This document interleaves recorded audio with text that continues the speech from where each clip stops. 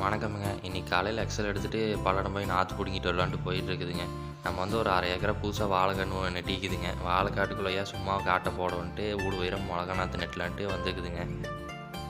இங்க வந்து பார்த்துட்டிங்கன்னா, கத்திரி நாத்து, தக்காளி நாத்து, மொளகா நாத்து எப்போ போனாலும் கிடைக்குங்க. முட்டைக்கோஸ் நாத்து, காலிஃப்ளவர் நாத்தும் இருக்குங்க. ஆனா அது வந்து இப்போ புக் ஆயிடுச்சுன்னாருங்க. வேணா நம்ம ஆர்டர் குடுத்து எடுக்கிற மாரி தான் இருக்குங்க. நம்ம முதல்ல முட்டைக்கோஸு, காலிஃப்ளவர்லாம் போட்டு தாங்க இருந்தோம்.